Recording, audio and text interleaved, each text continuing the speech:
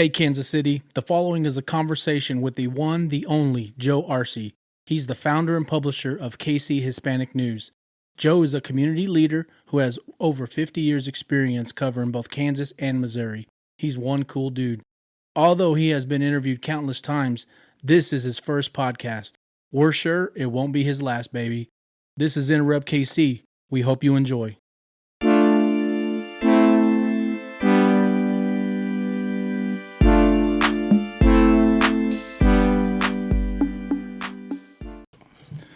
Well, welcome to Enterrupt KC, everybody. It's your boy JL along with D-Rod. And today we like to introduce Dr. Joe Arce. Dr. Arce. Man, we're going to have to get into that, how you became a doctor. All right. Because I'm not a medical doctor. Well, I mean, maybe. You don't ever tell somebody, hey, you're sick. That's true. That's true. People have called me and I give them my second opinion. If That's the right. doctor gives his first opinion, I give the second one. And sometimes it's best because some people need that. That's true. That's right, Some man. people need that. Well, listen, Joe, thank you so much for joining us on Enterrupt KC. What we're striving to do is to reach out to people in Kansas City who've been here, new here, who've been here for, 5, 10 decades, it doesn't matter, grew up here, and really just give them an opportunity to tell the story of Kansas City, but their story as well. So, I think one of the first questions outright for you, man, is, tell us about, tell us your story in Kansas City, man. Where did you grow up? Well, before we get started with me, I'd just like to congratulate you both for starting this. The name of the show again is? Enterrupt KC. Where'd you get that name from? Oh, right to us. That's right. I'm bouncing it back to you all. All right, good. Let's do it. People are wondering. They're wondering. Yeah. Oh, so I appreciate the question. So Enterrupt is spelled incorrectly for a reason. This story really started off, 2019, 4 or 5 years ago, it feels like. Yeah, I started a while ago. Yeah. D-Rod and I mentioned to him, I said, man, I have a crazy idea. I think we should start vlogging, video blogging, going to restaurants, talking to people, and just, seeing the food, showing off the places, people, and things in Kansas City. D-Rod was full in. He's like, let's do it. COVID came. Changed the world, right? Fast forward, here we are, 2023, and man, it just seemed like an opportune time, and I can't deny.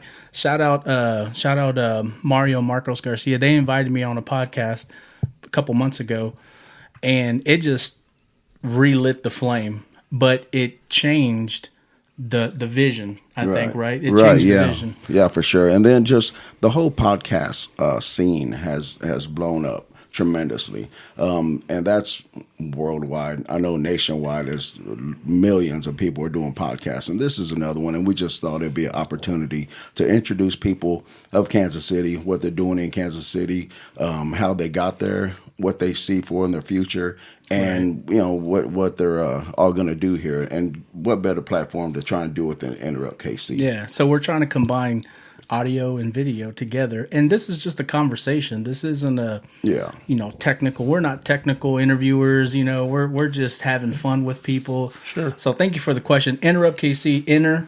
Disrupt KC. Enterrupt KC. People, places, and things of Kansas City. That's right. It's kind of the way I started Kansas City Hispanic News. Well, talk about that. I started it back in 1996, the newspaper, and I thought I had a good idea, but I didn't hesitate to start it. But sometimes you can have a good recipe and you put it out there in the market, and then all of a sudden it's not all that great after all, or it could just blow up, and all of a sudden you hit a certain area and you say, the people accept it. And that's what happened to me. People accepted what the paper. They liked the paper because I was writing about what was going on in Kansas City. I was doing profiles on people, in-depth reporting. And that was something that the Latino community didn't really get from the Kansas City Star. Right. You didn't get it from television stations, and you didn't get it from other publications. And, I'm not sure if you all know this or not, but, we're an alternative product. Anything that's they call the Kansas City Star the main newspaper of the city, the larger papers. Right. And so we're alternative papers. And but when I was in television, I had a niche and to go out and cover stories. And I started at the bottom when I first went into television. What did that look like? What does the bottom mean? What does that mean? Describe that. Well, it was way before your time. Was that mail room? I think the bottom back then, bro. Well, no, I was above the mail room, though.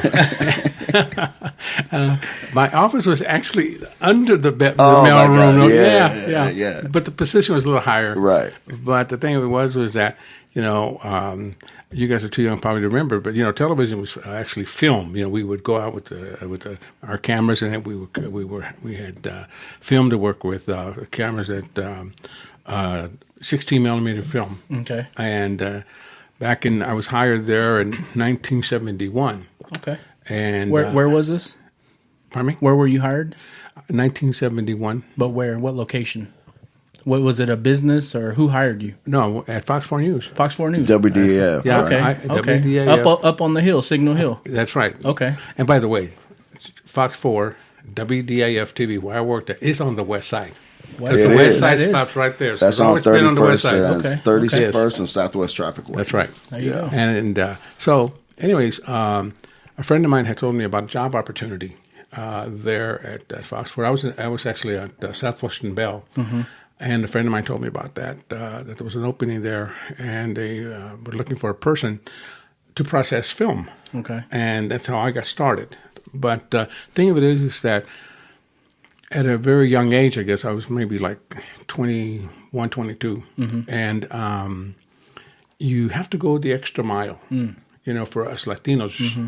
Right. And and especially back then, I'm sure. Oh, yeah. Exactly. Yeah. And in fact, there was a time when I remember one of my colleagues that he was a photojournalist, and he was upset with me. I didn't have a clue as to why he was upset with me.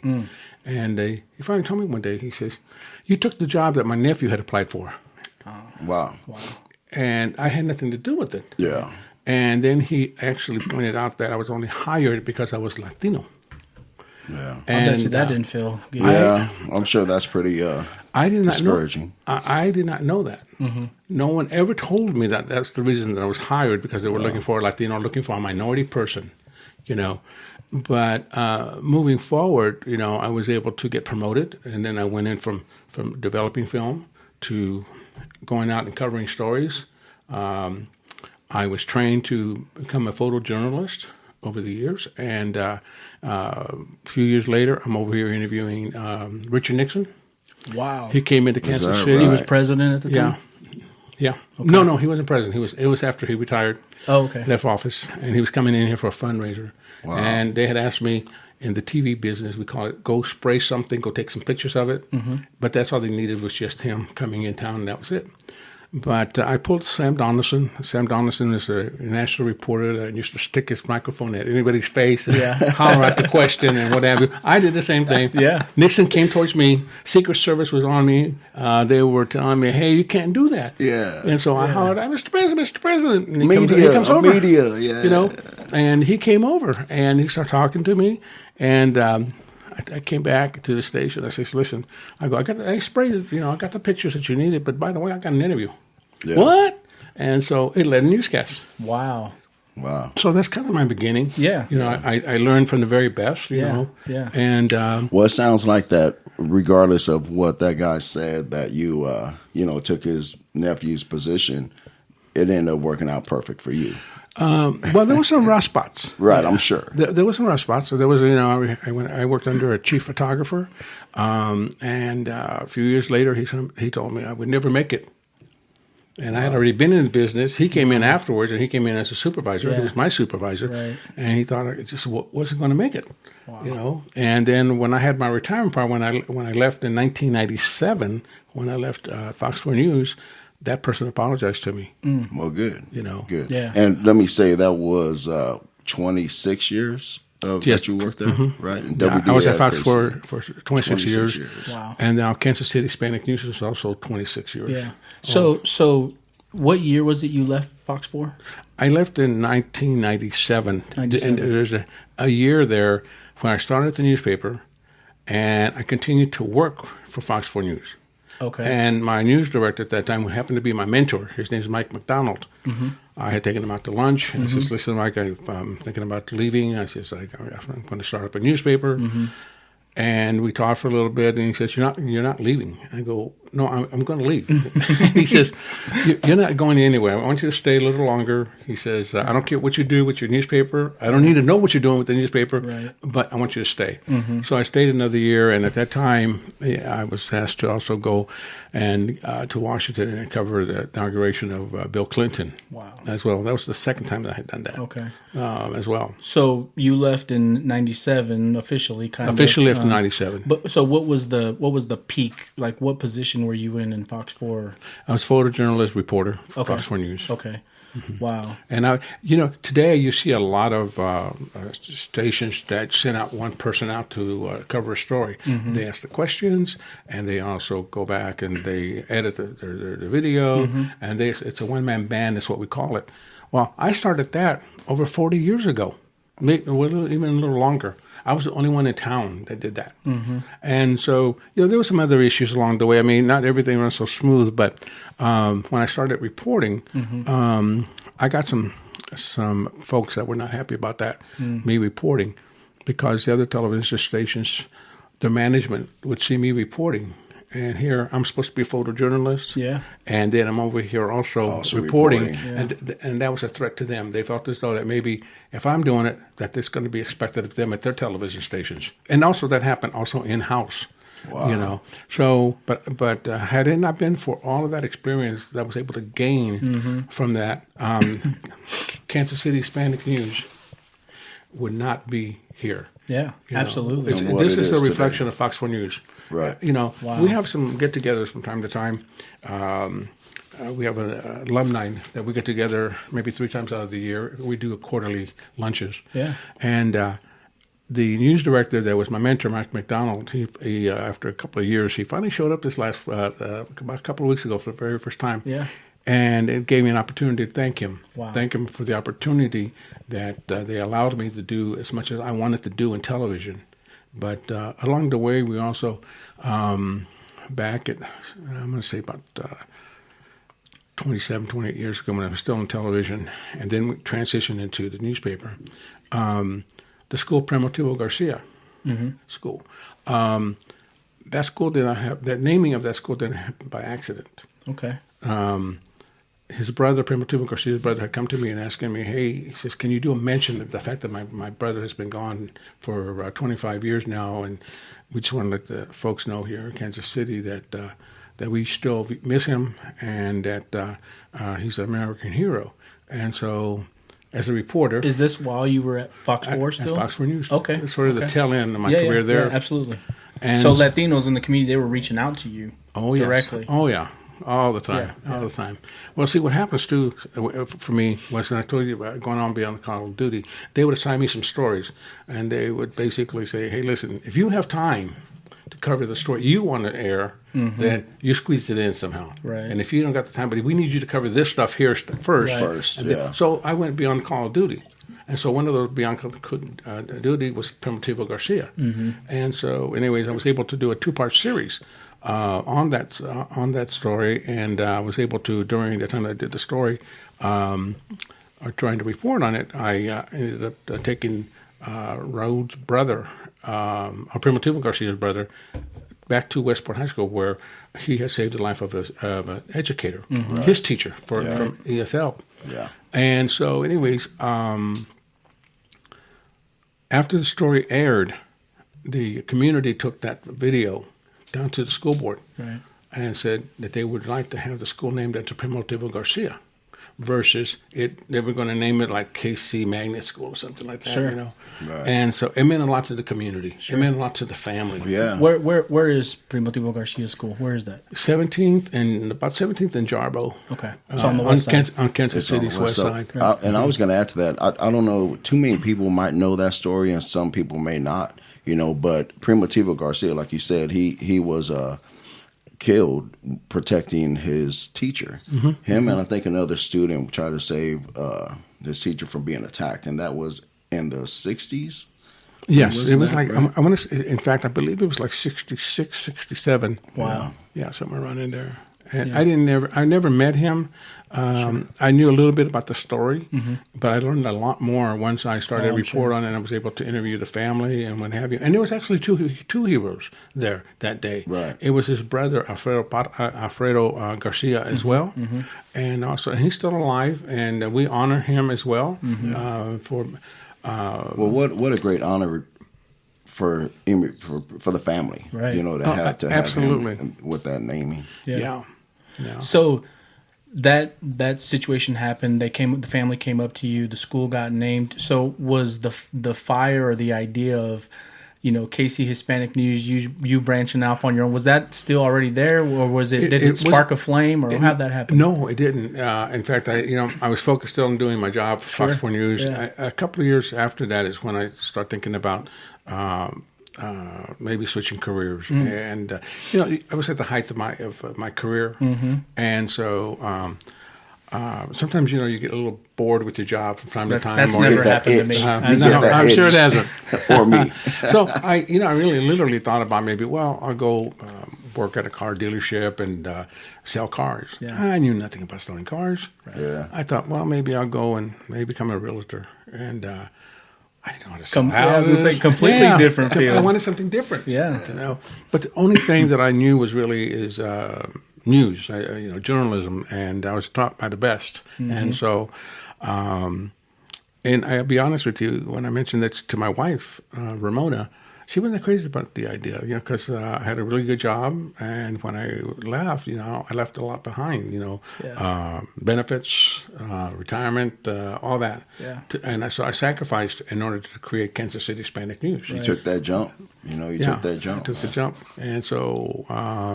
So what year was this? I started the company in 1996. 96, okay. Yeah. So, but a couple of years before that's when I was thinking about it, and I remember I was out there buying some furniture, some desks, some file cabinets, and I had it all stacked in my garage. Yeah. And she looked at me and she says, "You're serious about this?" I go, "Yeah, I am serious about this." You know what? We can kind of relate to that, because that, to me, I mean, I started telling my wife, like, hey, you remember a couple of years ago I was talking about vlogging with D-Rod, and she's like, yeah? And I said, I have a different idea. Because here's the thing, Joe, my guess is your career at Fox 4 News, you had built and established a tremendous amount of relationships, both in the Latino community and just inside Kansas City. Correct. Right? Similarly, for me, I'm like looking at all these people I know. And, the thing is there's incredible people doing incredible things every day. And they're just, their story is going to get lost in time. Yeah, that is so true. Yeah, nobody knows nothing about them. Nobody, they don't have a platform to be recognized for what they've done. So here we are buying stuff. I'm buying, buying the backdrop, buying the, audio, video, got a new phone just to make sure I have the most updated, and I think my wife, and I'm sure your wife is looking at it like, man, y'all are serious about this, aren't you? And then I think whenever we set up here and officially did our first video, just he and I fooling around, we got to show them it, and they're like, okay, I guess you are going to do that, right? So can completely relate, man. Yeah, absolutely. But, I have no regrets because, see, had I stayed at 4, to be honest with you, I wasn't looking for a legacy or anything like that. I just wanted to cover news, you know. But if you do the math, 26 years at Fox 4 News, and I'm going into my 27th year of my newspaper. Yeah. That's close to 53 years of 53 years. Journalism, broadcasting, and showing Kansas City, westside Kansas City, and everything else what's going on. That's great. Now, if you would have asked me when I was 10 years old, would I be where I'm at today? Of course, we don't know that, right? Right. But at the same time, though, looking back and reflecting, I believe there was something that maybe it was my father, because I lost my father at a very young age. I was 15 years old. Right. And so my mom had warned me. She says, I can't get you, if you get in trouble, I can't get you out of trouble. So I was straight and narrow, so to speak, But the thing of it was that where I'm at today, my office, for instance, is at 20th in Holly, or 17th in Holly, and I grew up in 21st in Holly. Wow. So I've been full circle. Yeah. Yeah. Back to where I was raised at. You know. Wow. I remember that Holly Road too when I was younger, but I remember a spot called Holly's Market. You know, there used to be over there, I think right down the street from where your senior office is. But I remember that Holly's Market, they would sell beer to 10-year-old kids, man. Joe, did you buy beer? No, I didn't buy beer. Okay. Well, here's now, if you want to know the truth, I was selling beer though. Oh, what? Because back in the day, at 10 years old? Probably, yeah. Oh, because yeah. Okay. I'm giving myself away, but That's all right. back in the day, we were. City was what they call Blue City, where you couldn't sell beer on Sundays. Oh, right. I remember And that. so there were some families within the West Side community and other parts of the city, I'm sure, as well, that would sell beer on Sundays. And They'd have some bootleg alcohol, man. And so we did that, as a youngster. Yeah. Yeah. So yeah, I want to go back to so you started KC Hispanic News. You said there was some uncertainty there, right? So who were your biggest supporters? I'm curious to hear who were your biggest supporters as soon as you just said, okay, I'm doing this. I'm leaving Fox 4. I'm going to do KC Hispanic News. Who supported you out the gate? And then who behind that, who were the people that were like, this is not going to work? I'm glad you asked that question because, you always have a little bit of doubt. When you're going to start something new, you're going to go out and buy a car. You say, should I buy this car? Not buy this car? Yeah. Wife going to be happy? You're saying there's a lot of self-doubt, right? Yeah, there is. And so I talked to Hector Barreto, the late Hector Barreto from the chamber, who started the National Hispanic Chamber of Commerce. I visited with him, and I kind of wanted to get his thoughts in regards to me starting a newspaper. And then the late Mandy Lopez, I talked to him as well. And then a personal friend of mine as well, Richard Reese from Kansas City, Kansas.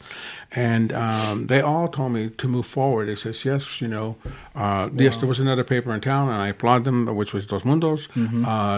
They were about 15 years ahead of me.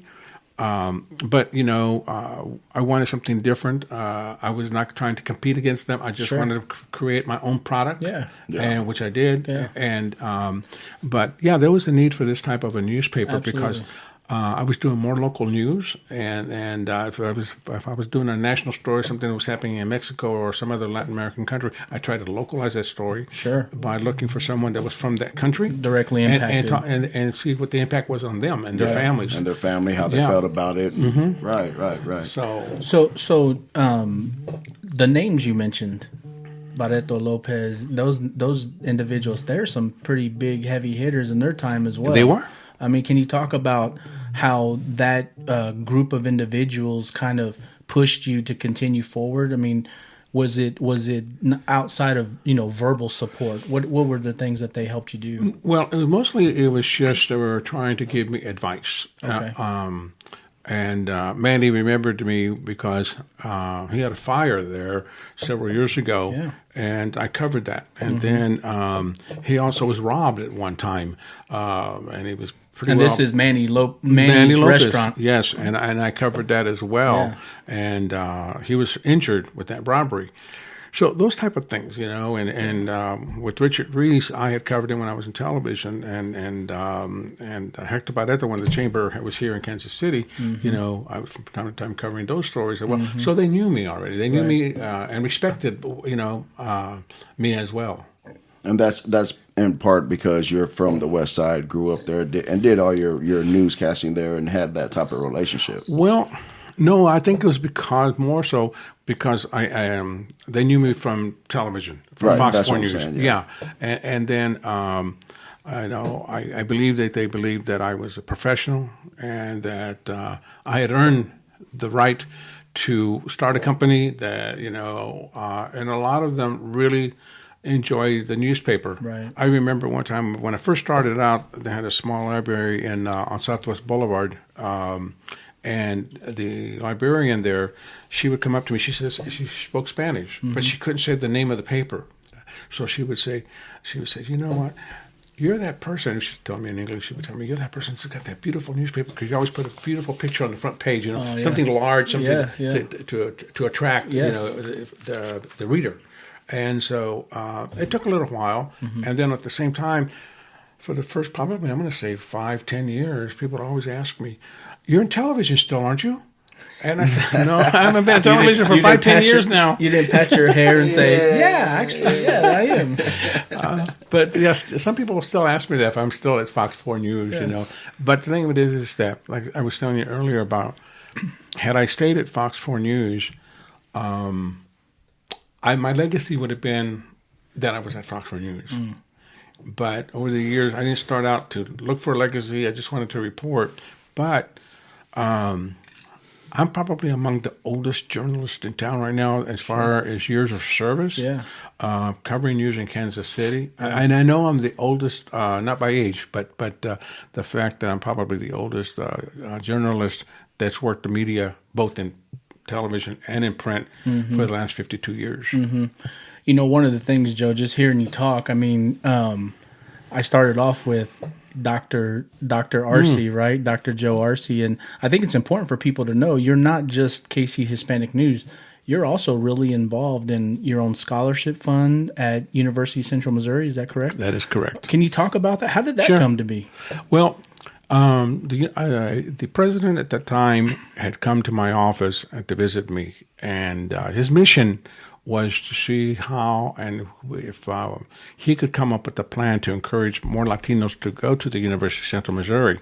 And what year is this? This was 20 years ago. Okay. Yeah. Early 2000s. Yeah. Okay. And so like 2003 maybe. Okay. And so, in fact, we just got through celebrating our 20th anniversary this past spring. Okay. But he came to visit me, and he said, can you give me some thoughts into how we can recruit more Latinos? And I says, invest in our community. Those were the words I used. I says, we can create a scholarship, but we're going to have to figure out a way where you all invest in with your dollars to encourage Latinos to go down. So we started out with one $10,000 scholarship that they funded. Wow. And so the school funded directly. The school funded it. Yes, the university did. And That's then awesome. After that, we went to a couple of years later, I asked for a second one because I wanted to award a male and a female. So we did that. So every few years, I would ask for increases, whether it be for more students or whether that be for financially. So then probably 5 years later, I asked to increase the amount because, see, back in the day, there were other scholarships there, and even they struggled for funding. And the Kansas City Hispanic Development Fund, who also has a scholarship, they were offering a scholarship as well, but the financials there were so small that we were talking about that was like book scholarship. In other words, you could buy a book. Right. So we needed to have more impact. So by creating that scholarship for $10,000 went a long way for students. And so our first recipient was from Argentine, Kansas. And then from there, we had our second one that was from, in fact, the second one's also from Kansas City, Kansas, because it's a metropolitan-wide scholarship. Metro KC. Okay. So, but here 20 years later, they've invested $500,000 from the beginning to now. We have got probably over 60 students throughout the time that have gone through our program, have gone through and have received a scholarship as well. And they've been a great partner. That's UCM. UCM. Yeah. Which, let me just add to that, to back up a little bit and touch base on that. That was the committee is Julio Cesar, or the Cesar Chavez. Yeah, I'm the chairman of the Cesar Chavez committee. Cesar Chavez committee, right? And that has been, I think, about 15 years or something. 20 years. We started when we received our first donation or the funding for the scholarship. Yeah, but you founded that whole committee, right? The university and I founded it. Right. And I still maintain the chairmanship on that. That's awesome. So on top of the 27 years WDAF, your 26 years of having your own Hispanic newspaper, and then you added another 15 years or 20 years, I'm sorry, for the UCM and being a founder of that committee. Man, there are so many much more that I think you have done and that you're doing. And I mean, we're touching base on I kind of want to touch base on every single thing. Not to mention, okay, I've known that you've been very active in the Guadalupe Center as well. Right. And I think from what I heard is that it's about 40 years that you've been active in that. Off and on, yeah. And then also been very active with El Centro. Not on their board, but when Richard Reese was the executive director of El Centro, we partnered and did a fiesta called Latino Summerfest. Right. And so the fiestas that happen on the west side. No, that happened in Kansas City, Kansas. In Argentina? In Argentina. Right, I remember those. And Richard Reese and I, we partnered for 10 years, and then they stepped out, and I continued it for another 7 years. And that particular fiesta, what we did with those funds, we donated it to the Kansas City Hispanic Scholarship Development Fund. And we raised close to $200,000 for that particular organization as well. We donated, and I don't mean to brag. I'm not trying to brag. No, by no means. I'm trying to give you some information. Absolutely. Here. Yeah. The Hispanic Media Association that I founded along with other news outlets here in Kansas City, including Dos Mundos, that was also a member. We needed to raise funds for our organizations, but we also wanted to help students maybe consider going into our field of journalism. Right. So the only way we could do that is through scholarships. And so, like I said earlier, we raised over $200,000 in the 17 years that we were when we had the organization, and then it was something that we felt that was important because so often people don't really realize the job opportunities that lie within the media. Right. Because a lot of times people think, well, if I can't stand in front of a camera, I can't do the job. But there's so many behind-the-scenes jobs, out there that pay really well. Yeah. And I will be honest with you, if when you first come out of college and you go into the world of television or broadcasting, you have to go weather. As well, you probably know of Sandra Olivas. Oh, yeah. Sandra, I mentored Sandra, and she would wanted to go. She was working for El Centro, but she had a journalism degree from KU. KU, right? Rock Chalk, baby. All right. So Sandra was asking me, Joe, I really want to go, get into television, and so I says, well, you're going to have to go weather at a small market. So she looked around and found a job down in Topeka. And then one day she called me and she says, Joe, it was a Sunday afternoon. And she was upset. She said, Joe, I have no money. They're making me work like 10 hours a day. I got to write the entire newscast, and I got to go cover a story. Yeah. And I felt just a little bit sorry for her, but this is what we have to do. And I said, this is where you gain the experience, just like I did. I started at the bottom and worked my way up. Yeah. Right. She said, I have no money for lunch. I have no tow money. She's living here. And so anyways, then she called me and she had applied for a job of what we call an assignment editor. That means basically that person assigns you different stories she applied for that, and I said, you shouldn't have done that. She says, I know, but I really want to get into Kansas City really, really bad. And I go, that will stifle your career. I go, you really want to be a reporter, don't you? She goes, yeah, I really do. And I says, okay, then you got to continue to do that road. So she applied also at Channel 5. They hired her as a reporter. Yeah. That's awesome. I remember I remember Sandra being on there, and she's hopefully she sees this video, because the one thing I remember about Sandra is the way she would say her name. She was one of the first, I remember on TV, Latina, who would pronunciate it with the right accent, because she would say Sandra Olivas, and I would be like, and I used to walk around my house. Shout out Sandra Olivas. Shout out. I used to walk around my house teasing my wife about that. Sandra Olivas, I used to just say it, because it was so fun to say, Right. But go ahead. So you mentored her. Well, even when I was in television, my news director, which is also my mentor, he says, Joe, have you ever thought about adding an accent to your name? And I said, what? And I says, I don't think so. And he goes, well, why don't you try it? He goes, go get an audio card, And I go, Mike, I just don't feel comfortable with this. I go, everybody knows me as Joe Arce. If I start accenting my last name, I go, Maria Antonia does it, but she does a good job. That's how people know her. Maria Antonia, Yeah. I remember her too. So, no, I couldn't do that. Yeah, good. I want to back up a little bit on something you said and kind of touch on that as well.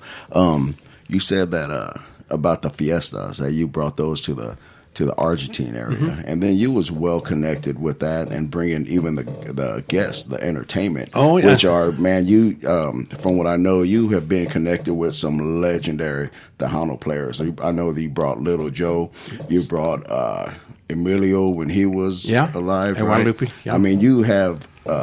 I'm sure there's many more. You want to touch on that and how you was able to contact them and befriended them? 'Cause I think you have their phone, their personal phone. I do. Yeah, man. I do. Well, because you just get connected, a lot of times I work a lot with David Tinoco from Las Estrellas, and so between him and I, we got phone numbers, we got shout contacts. Out David, man. Shout out David. Shout out Las Estrellas, Yeah, so, but when you do this for a long period of time, whether it be for Latino Summerfest or Richard Reese needing someone, or, if I can't get a hold of them, then we have other ways of getting hold of these people, and stuff like that. So, you just, you help one another out. And that's what it's about. So have you ever been down there to Texas and seen them and partied with them or had a good time? Like, hey, Joe, I remember you from up there in Kansas City and come down here. Not so much. That's my downtime. When I go to San Antonio, it's my downtime. A good time to go see family. Get away. We'll talk about that. Yeah, we'll catch up on that for sure. So KC Hispanic News, the scholarship, so that was leading into the honorary doctoral degree you received. So did they just call you and say, hey, you've made such a great impact, you've helped us? What was that conversation like? Well, I had worked with them I got the doctorate degree, an honorary doctorate degree in 2017. And, as you get a little older, you can reflect, and I didn't have an opportunity to go to college. And so, as I mentioned earlier, my father died at a very young age himself. He was 43, and with me being 15, and I was going to quit school and go to work, take care of high school, my mom. middle school, high school. Okay. But my dad's brother and my mom's brother had come to town, and my father passed, and they encouraged me to continue, but they were out of town. And so I had to figure out, okay, how am I going to, do this? And so, and my mom insisted that I finish school, And so it's just one of those things where you don't know exactly what to do, because you want to help your mom. I remember as a kid, my father would always tell me, when you have extra money, give a little bit to your mom. Oh. So, I still continue to this day thinking in the back of my mind, that I was very fortunate because, like I said earlier, when I was 10 years old, if he would have told me I would be where I'm at today, I wouldn't have believed it. Right. But, one of the things that I believe in the West Side community is that your parents raise you, but the neighbors are so close to one another, too, that they're also helping to raise you. Sure.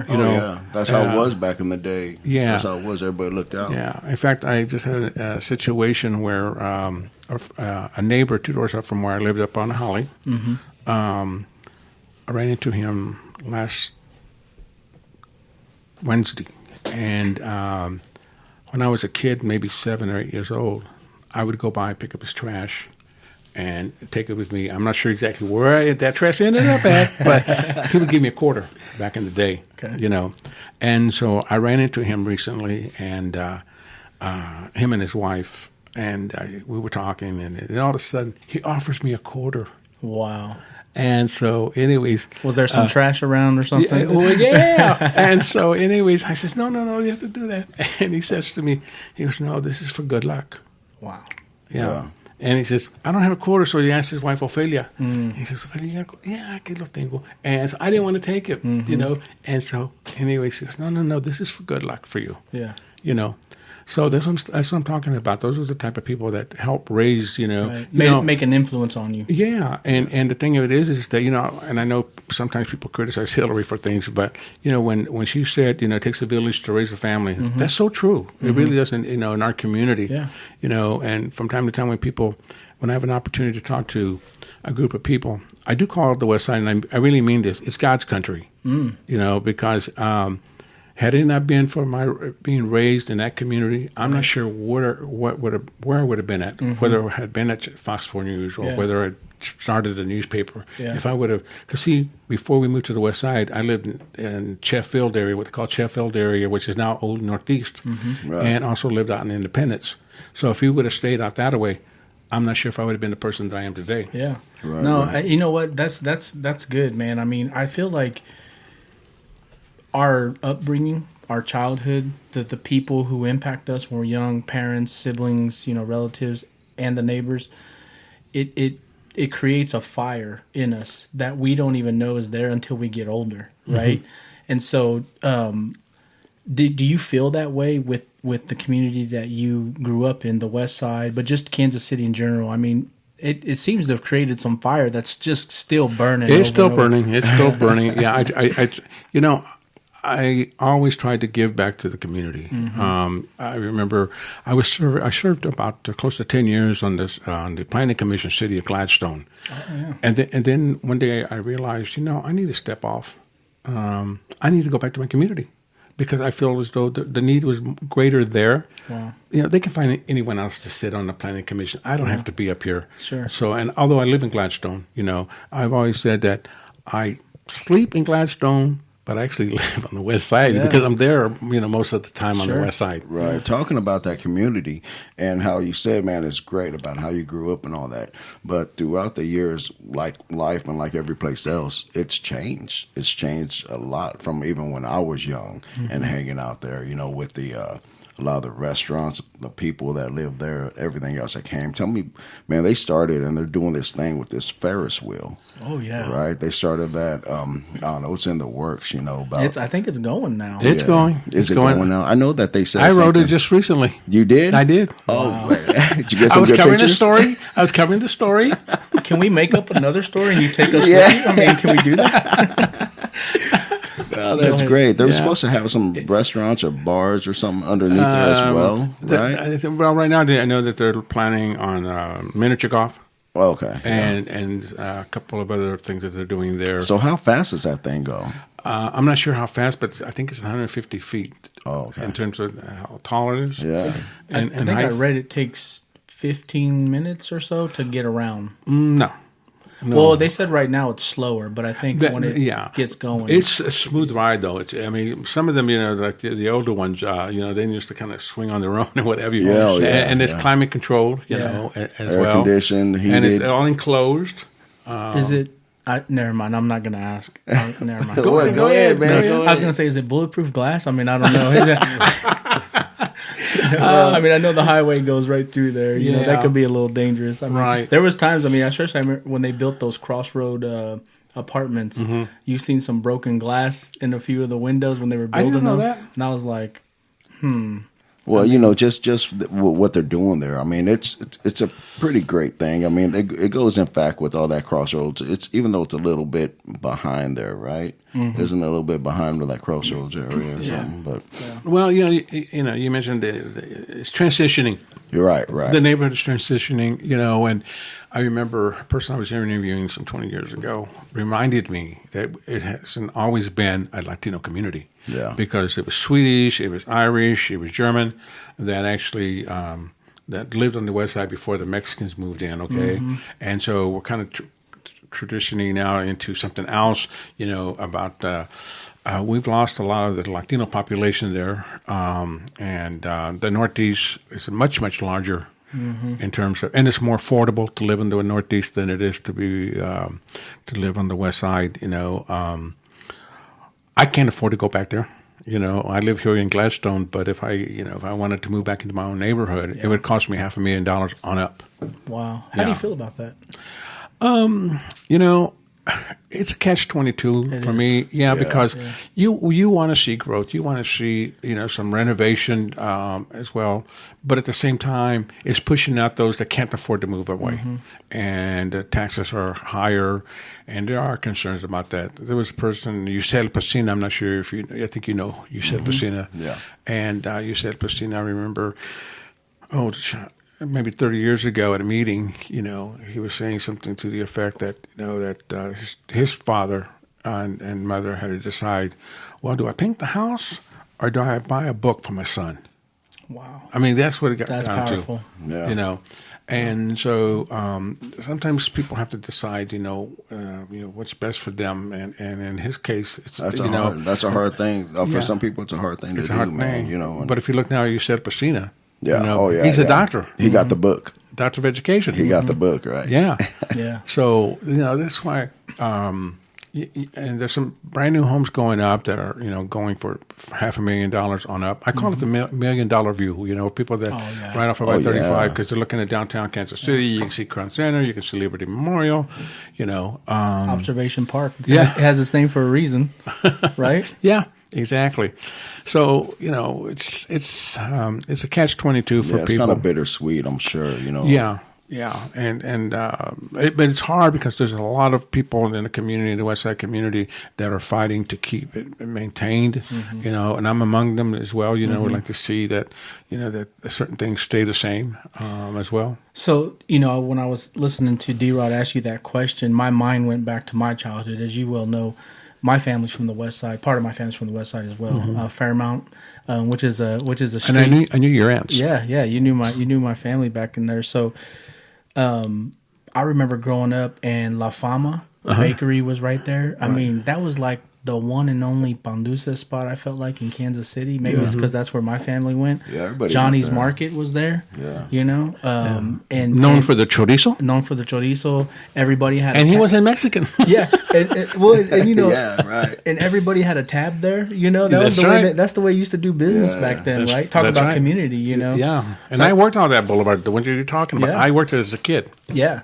So I guess I was just thinking about how much that community's changed, and I've even told people I remember before Cesar Chavez Boulevard it was 23rd Street, right? It still is to a lot of old Kansas Cityans, especially older West Siders. Yeah. But the murals, because I used to walk there all the time, right? And right there, Fairmont, you keep driving, you'll drive right over the cliff on the 23rd.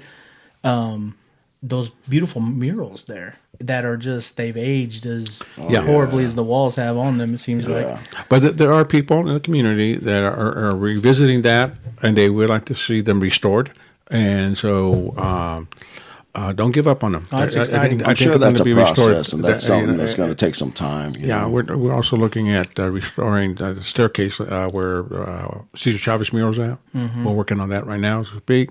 And the one underneath 17th and the 17th Bridge just east of Summit and at 17th. Oh, yeah. We're working on those murals too. So Cesar Chavez Boulevard, or is that what it's called? It's called Cesar Chavez, Avenida Cesar Chavez. Avenida. Thank you. And, I wanted to get it right. The reason, and I'll tell you why we didn't do the boulevard.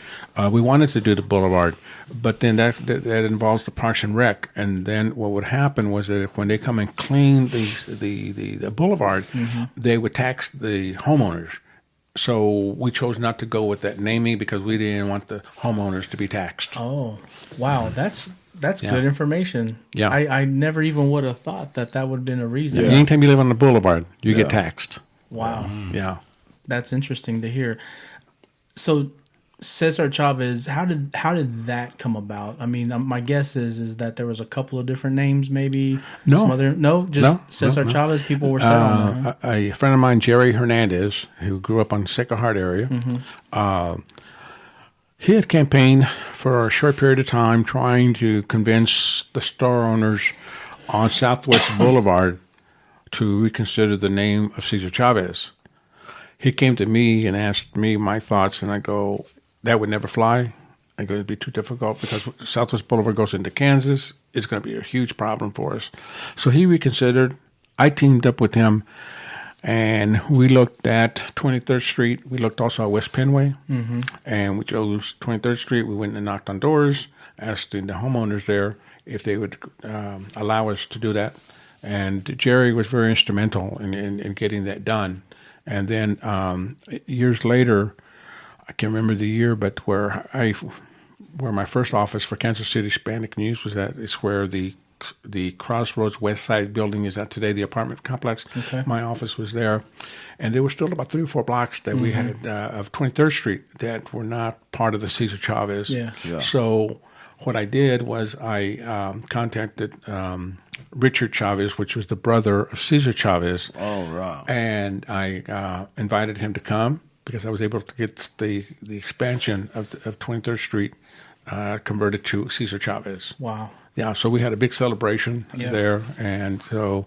But I do have some other news for you as well. Yeah. Breaking news. Breaking news. Breaking news. Here we go. Here for her. You heard it first on Enterrupt KC. And so people sometimes they drive through here, they don't know that there's a Latino Mexican community there on the west side, on 35. And so I'm working with the Missouri Department, Highway Department, and with the city. And hopefully this spring, there's going to be a sign erected on the top that's going to say Avenida Cesar Chavez at the exit ramp. Wow. Like you've seen it in other parts of the city. Yes. Or should I say other parts of other cities. Yeah. You go to San Antonio, you go to California, and most of those cities have a Cesar Chavez Boulevard or something, and you can see an exit ramp. Well, we don't have with that name on it, and so a lot of people, they don't even know what neighborhood that is if you're a tourist. Yeah. So by seeing the sign, the street exit sign reading Cesar Chavez, people are going to know that there's a Latino community. Yeah. That's excellent, man. Yeah, so that's a great thing. So we're going to do that this spring, hopefully, and as part of our UCM. As we select our recipients, we always have a big celebration, and we're going to do that this spring. Wow. Yeah, week before Easter. You're going to bring some entertainment in, some more musical? No. But that's what we're working on right now. Well, that's excellent, man. That was going to be one of our questions here at the end. Is like, hey, what's next, man? What next you got doing? Which we'll give you some time to answer later on. One of the things that you hit on, Joe, was you talked about kind of your escape. You're a busy guy. You are a busy guy. You got a lot of stuff going on. So I'm curious, man. Like, what do you do? Like, where do you go? What do you listen to? What do you read? I mean, what do you do? To escape? We want to know what Dr. Joe Arce likes to do on his downtime. Well, I read Kansas City Hispanic News. Oh, do you? On your downtime? Not only do you write it, but you read I'm always working because news happens, all the time. Oh, yeah. 7 days a week, 24 hours a day. There is news to cover. I remember when I first started the paper, a reporter asked me as we were opening our newspaper, our company, shall I say, they asked me, is there enough news in town for there to be 2 newspapers? And, and I said, absolutely. The thing of it is just that we get a lot of calls. People want to be they want us to know what's going on, right. and they may have somebody maybe that is dealing with a health issue, and that they're trying to help other people. And next week I have a story on a young lady that has battled cancer, and so it's a Christmas story that we're doing. And we have other stories that really touch people's heart, and we're the only ones that do in-depth reporting for the most part. Just about every other issue. We find that it's needed. It's something that people really appreciate, and the way that I know that people enjoy the articles is because they go on Facebook and they read us on Facebook or on their website. They leave little messages. Sometimes it's a heart. Sometimes it's a thumbs up, and I know we're doing our job. Yeah. That's how I know that that we're doing something right. Yeah, yeah. The feedback you get from your stories is tremendous. Yeah, it's true. Just like this one here, this police officer here. Yeah. If you look closely at the back of his wall, this man has been awarded so many accolades. It's unbelievable. Yeah. His whole wall, it expands probably 12 feet wide, and the whole wall is full of awards. And he just retired from the Kansas City, Missouri Police Department. Wow. With 39 years of service, I believe. Well, that's great to him, man. Shout out to him. Shout out to Officer Alex Cruz. Yeah, Alex Cruz. So, did you feel like, when I hear you say something like, it sounds like people were saying it to you, or, hey, is there enough room for 2 newspapers, this and that? And it's like asking me, is there enough room for 2 taquerias? And I'm like, man, are you serious? 2 podcasts. 2 Yeah, podcasts, yeah, two yeah. barbecue spots. I For mean, sure. man, we need people who can create. Yeah. You know, But So- we've had to educate the media, and I've done that. I've challenged most of the news directors when I was in television, and especially when I got out of television, you know, Yeah. because I used to have the ear of all the television stations, and you know, I would tell them, you know, you're not covering enough Latino news in television stations. You know, I remember one year when I first started as a photojournalist, they would tell me, well, you know, go down to the fiesta. For instance, Fiesta Hispana, you know, and we'll get some pictures, and then we would come back to the station, we'd drop it off, and they would edit it, and then what they would do, they put names of all the people that are involved that put the newscast on. They would roll the names over the people's faces. That used to rub me the wrong way. I mean, you know, that's just, for me, it was disrespectful. I said, let's go find out, you know, what the fiesta's about, Right. who's benefiting from the fiesta, you know, the impact it's having. Those, you know, that's the story there. I mean, you know, but to go down there and roll what we call B-roll, you know, over people's faces, the names, you know, Joe Arce is part of Fox 4 News. I didn't want that. I wanted them more just to go Show ahead, the people, show what's going do on. the story, you know, on the event instead. Yeah. Yeah. Well, so Joe, is that on your birth certificate, or is it Jose, or is it Joseph? My I'm official curious. my official name is Jose. Jose. Yeah, that's So- my legal name, Jose Martinez Arce. Oof, man! Nice, I thought nice. Jose Macario Leon was good. Man, Jose Martinez, man, that's whew, I gotta put that on a plaque somewhere and borrow It's on my it. plaque. It's on my degree. Yeah, no, yeah, that's good. That's good. Why Joe? Why not Jose? I grew up my whole life as my family would call me either Joe or Joey. In fact, my granddaughters one time laughed when they heard somebody call me Sam Coronado. He called me Joey, and he still does from time to time. Yeah. You know, so yeah, So it's like born out of a nickname. it's kinda. a nickname. That's Yeah. a childhood, right? It's a childhood nickname. Like it's like mine. You know, the people used to call me Danny, right? They call me Danny, and I'm like, yeah, okay, when I was a kid. And then when I got a little bit older, I wanted to be called Dan. So as I transitioned to becoming a man, you know, I was like, call me Dan. You know, and then after that, I just call me my real name. You know, call me Dan. But the reason why I ask is because, as you know, my name is Jose. Yeah. So it depends how you know me and how you met me. If you knew me growing up, you didn't call me Jose. You called me Mac or Little Mac. And the reason why is because my dad hated the name Jose. Really? Oh, my gosh. If you called him It was not Jose- his idea to name you Jose then. Well, it was probably his idea to name me after him. But he was a son who had 2 brothers' names, one from his father's brother, one from his mother's brother, Jose Macario. So he hated Jose. He hated because to him it was too, I mean, this is a time, right? This is a generation. Right. It was too Hispanic. It was too Mexican. That's how he thought. That's how he was raised. And he was from the west side. So he would tell people, you know, call me Mac. Mac. So if you know my dad, Mac was his name. Everybody, in around town, west side, it didn't matter. Work, Mac. Wow. Very few people knew that his name was Jose. Now me, I go to school, Jose. My wife met me through school, Jose, you know. And then family, close friends, Mac. That's Mac.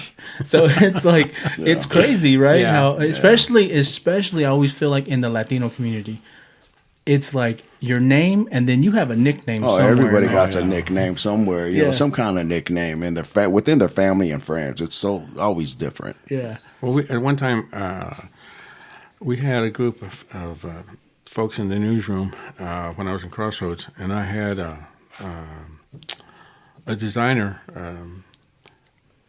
that did our paper. His name was Joseph, but they called him Joe. And then I had my grandson. His name is Jose. And then I had an intern. His name was Jose. Oh, wow. And my name is Jose. So I had to let him know right away. I am Jose. You're B, C, D. That's good. That's That good. is a good one. Yeah, I had to let him know that I was Jose. Jose and Yeah, hey. There you go. That's good. A1. So what? So what do you do, man? What do you to escape your busy? Yeah, what's do your you go, downtime? Do you go on vacation? What do you do? You know, I actually do go more on vacation now, but I still take my laptop with me, and I'm still working. I'm still working. I just took a vacation last weekend down to Branson, and I took my laptop, and I'm working, and my wife's working too because she proofreads everything. Yeah, and so I'm getting the stories in from my writers, and then I'm looking at them too, and so you're doing that. You're doing that in the pool area while you're enjoying some sun or whatever. No. On the beach, in my hotel room. Yeah. I can't concentrate on the beach, but I heard that. Yeah, but I can't never escape it. Yeah. I have to, and we work 7 days a week. Right. And a lot of times I will be making calls to people if I'm covering a news story. I'll start calling people at 6:00 in the morning. Yeah. And people understand. I have to reach them, and I want to catch them before they go to church or they're going somewhere else. Yeah. So I need to catch them, or I call them as late as 10 o'clock at night. I mean, this is what we do. I mean, it's just part of the business. Yeah, that's great. Speaking on that too, I mean, I just thought I'd ask you to kind of get an idea, with since we're talking about, you've mentored many people, and it seems like there's, in your beginning, some people mentored you tremendously. What kind of advice would you give some people who's trying to come up and want to get into the journalism or newspaper or any type of field like that?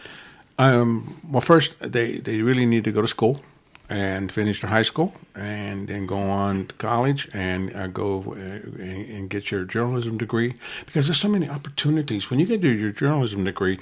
Like myself, I can go and become a spokesperson for a hospital or for a corporation or anything, and they can too. When you have that degree.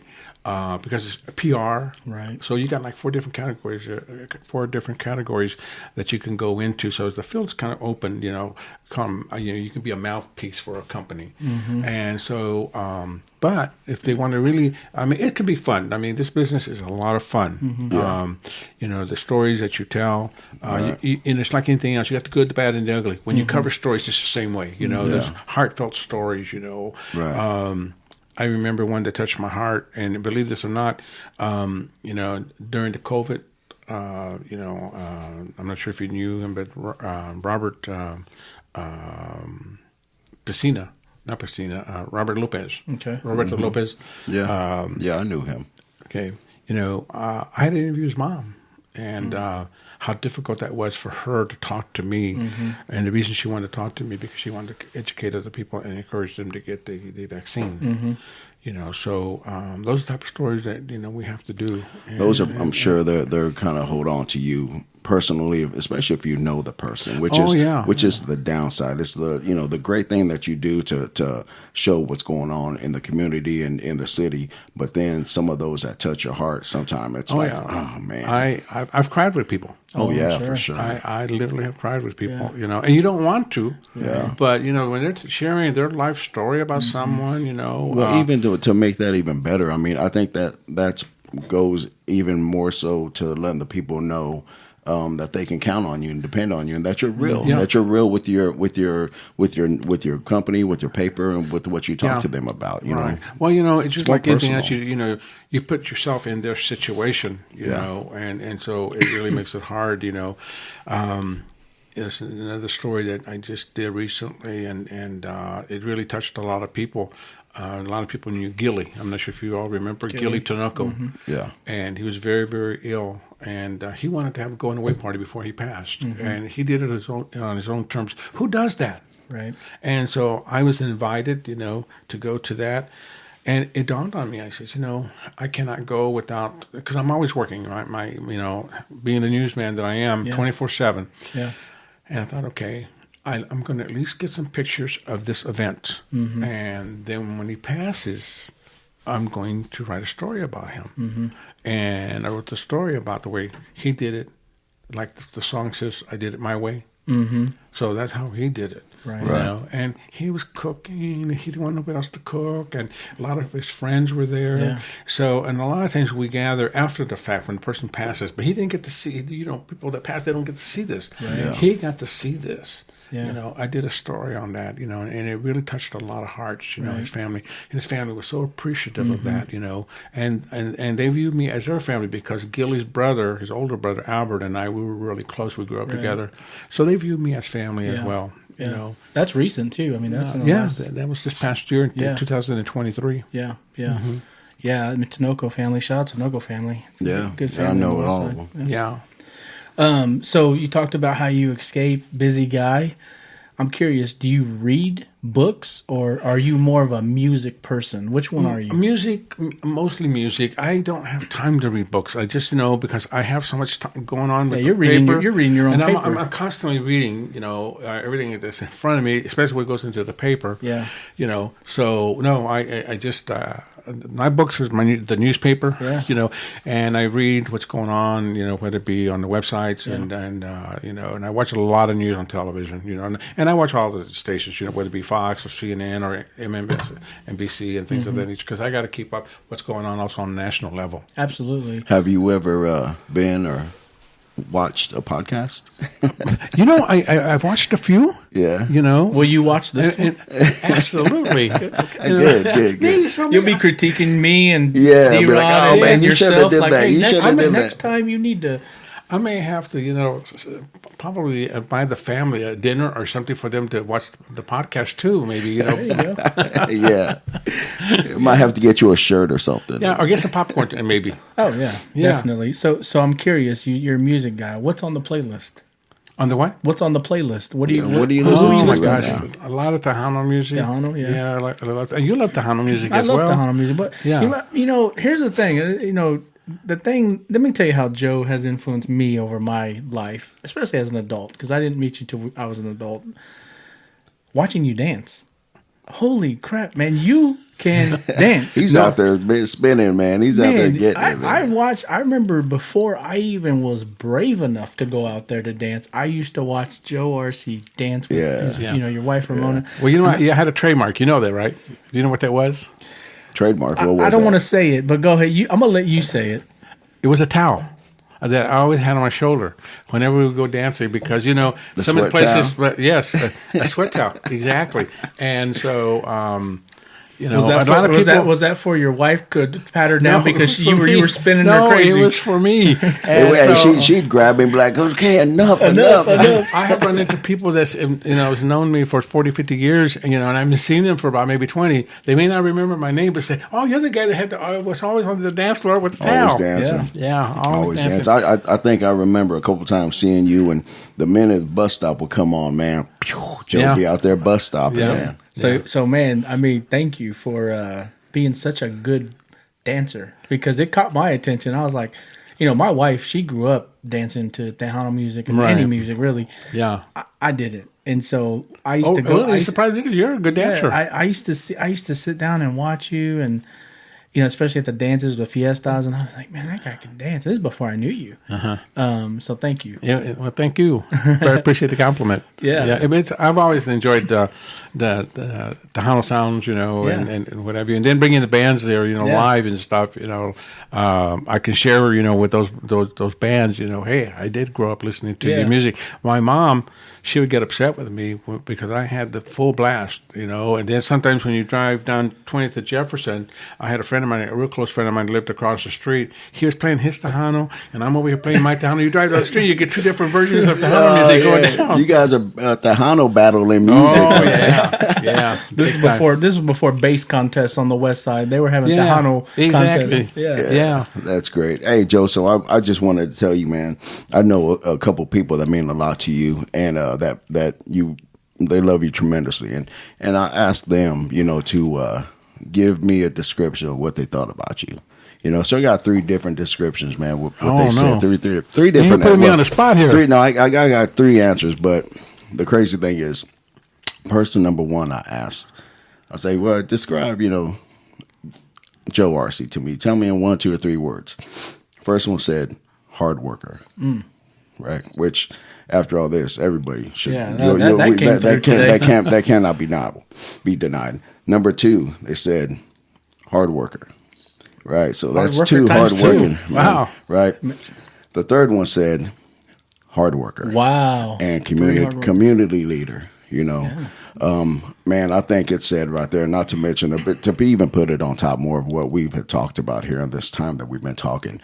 A hardworking man, even at this age that you're at, the years you put in tremendously, man, applaud you through the roof for everything you've done, how you've committed yourself to the community, to the people of the community, to Kansas City. Yep. You know, that's a great thing, and you should be proud. I know I am, just to know you, and as long as I have, man, not to mention everybody else that has, man, I think that's a great thing. Yeah. I appreciate those words. You know, I know. You know, sometimes I feel it. Like I said earlier, when I look at Facebook and people's their responses on stories that we do, you know, but it's just always an honor for me to go out and cover each and every story that we cover, Right. Because those people really want to share whatever that may be, that information into the community. You know, there's, like I said, that there's tragedy sometimes, but there's also fun stories to do. Yeah. And then a lot of times people will just want to do something because they want to protect others. You know, all the fundraisers, you know, that we cover, you know, one of the things that touched my heart was when, and I think you all know this, that, you know, my daughter Lisa, you know, she contacted COVID, and I nearly lost her. And Dave Tinoco came up to me, which is the founder of Las Estrellas, and he asked me if they could do a fundraiser, and I was very hesitant because I'm not used to that. And You're not used to receiving. You're used to giving. Exactly. Yeah. Exactly. And you know, as a proud, I guess, father, and also maybe it's just in my gene of being Latino. Sure. You know, we don't want a handout. You know, we just and I remember I had a call, and this is why it's so important that we keep in touch with one another and know who your friends are and know your contacts, because, you know, when people made that offer to me, and I had a call, Yusel Pacina's wife, and Adriana, and I said, how did you deal with it? Because she had lost her son, and you know, how do you deal with somebody offering you this? You know, because you want to provide and you're the provider. She says, you have to humble yourself. You have to, you know, they want to do something. They're not doing so much they're doing it for you, but they're doing it for your daughter. Right. Yeah. You know, so. Well, I think that also, on top of that, not, you know, to touch base even on that, they're doing it out of the love and respect for you and for your family. And they're like, hey, let's give back a little bit to Joe. You know? That's so true, and that's what Adriana told me. You know, but this is why, you know, I tell you before, it's God country. You know, our community. It's just something that, you know, and I was so grateful that, you know, I talked to Adriana, because she helped me get through it and helped my wife through these things of accepting the help, you know, because she said to me, you don't know what she's going to need. She may need things that you're not even aware of. And I says, no, I understand, you know, so thank you to them that they helped us and helped her as well. But yeah, so it's give and take, you know. Yeah. It's give and take. And Lisa's here, alive and well. She's here. She still has some health issues, you know, and hanging on at the police department. You know, she's somewhat on light duty. Kansas City, Missouri Police Department. Kansas City, yeah. Wow, great. That's awesome. That is awesome. Let's talk about legacy. You talked about that earlier a little bit. You kind of touched on that. You talked about how you weren't concerned about your legacy, is what you kind of said. But Joe, you clearly have one. I think there's one over and beyond. I think Joe Arce. There might be a Joe Arce school. Yeah. But I mean, you know, there might be something out there. The thing is, Joe, is that with all you've done, and you're going to do a lot more, it sounds like. You're just a busy guy, and you're committed, right? Not just to the Latino community in Kansas City, but I would just say Kansas City in general. Oh, yeah. What do you want your legacy to be? You know, when 100 years from now, when people are talking about Joe Arce, or 30 or 40, 50 years from now, and they're like, this is how I want Joe Arce to be remembered. You know, I don't know how to address that. You know, I just see some other people that also have legacies as well. You know, and I think, if anything, I think just that God, has a purpose for us, and continues to have a purpose for us. My purpose, I guess, is covering news. Yeah. Again, if you would have asked me when I was 10 years old what I'd be doing, I didn't even know I had this in me. Yeah. Back then, and it took a while, but at the same time, I really enjoy it. But if anything, going back to where I was at Fox 4 News, I didn't want. I felt this now more so than before, but I didn't want just to be known as someone from Fox 4 News. So at least when the good Lord calls me, maybe He'll look down and say, "Hey, you did some good down there," And so through the newspaper, Sure. Because the day that I retire, because people ask me all the time when I'm retiring, and I said when the World Cup comes to Kansas City. Right after that, I'll probably announce that I'm retiring. Okay. Because I want to be a part of that World Cup. Yeah. Right. But I just want them to know that that I did the best I could. Yeah. Did the best you could. Well, I think that's undeniable that the impact that you gave and continue to give to everybody here. Well, I'm going to give it even when I retire, I'll still be around. Oh, I'm sure. I'm sure. I just can't sit at home. No. I mean, hey, if there's anybody who can relate to you, that'd be me, because I'll tell you, when I was telling some folks, my friends, family, about, hey, I'm going to do this podcast, I'm going to start, and one particular looked at me and he says, "Man, you just can't sit still, can you?" Because it's just like one thing, I'm doing one thing after another, and I said, "No, man, like I want to have fun with people, and that's the news is not just sad and." Nope. And emotionally, wearing on you. It's also fun, I would imagine. Absolutely. You keep doing it, right? I enjoy it. Yeah. Yeah, I live and breathe it, and then, there's times that I can't be with the family because I'm not covering stories, but that happened to me when I was in television too. I don't know how many Thanksgivings I worked and how many Christmases I had to work, and stuff. And so I had to fight to get my vacation for Christmas week, because some of the other people were like, he gets Christmas every week. I had the most seniority when I was at Fox 1 News. Yeah. Besides Dan Hendry, you probably remember Dan Hendry, the weatherman?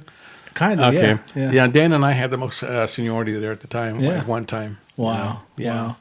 But it's a great career, and I would encourage others that want to go into the field. We don't have a lot of Latinos that are in the field of journalism, and so I would encourage them to consider it as a career, because it is a lot of fun, and you'd be surprised how many people go on to different things afterwards. After working it, and there's a little trick of the trade here when it comes to journalism. People when you because you cover so many topics. But the reality is that we know a little bit about everything. Yeah. Okay, but we don't. We're not an expert. We're not an expert at nothing. But we know a little bit about everything. Yeah. And that's what we're supposed to do. It's kind of just like fatherhood. That's true too. Fatherhood and grandfatherhood. And grandfatherhood. Husband. Yes. Well, last question I have, Joe, is you talked about young people who want to get into a journalism career, and kind of what that advice is. But what about a young person, high school age? They have no idea what they want to do. And there's a lot of folks like that, right? Right. What is your advice to those groups of young people? Probably start, instead of thinking about it in your senior year, you need to start thinking about it earlier, like maybe in your junior year or even sophomore year. Start thinking about what you want to do, because sometimes when you go to your senior year, it's kind of late to get started. But if you start maybe at the 9th or 10th grade, start to focus in on what you want to do. You might be able to even take some early college classes. To take that next step. And then if you take those early classes, by the time you get there, maybe you only have to go to college for 3 years because you've already got maybe a year's worth of credits already. So that's probably the first thing that I would suggest to somebody that, and also to finish high school. Because a lot of times if you do want to, you do have opportunity, not just in journalism, but any job that you want to go to, people will still look at you and say, okay, if you have a high school degree, they'll take you over somebody that doesn't. Right. And so that would be the first thing I would suggest them to finish school. It's really, yes, get that degree. That, not a GED, but to try to get that degree. Do everything you can. Yes, absolutely. Good. Yeah. They Good. need to start thinking about maybe going on to college, but you can't wait until senior year. Just about the same way about thinking about going to college. You can't wait until your senior year. Say, oh yeah, maybe I'm going to go now. Yeah. You got to start thinking about it. And a lot maybe earlier. University of Central Missouri. There you Yeah, go. what's the name of the scholarship? It's called the Cesar Chavez Scholarship. Cesar UCM. Chavez Scholarship? And in fact, if right now we're accepting applications, you can go to the UCM website, go and look under Cesar Chavez, and you can apply for a scholarship even now. And that scholarship is up to, I believe it's $15,000.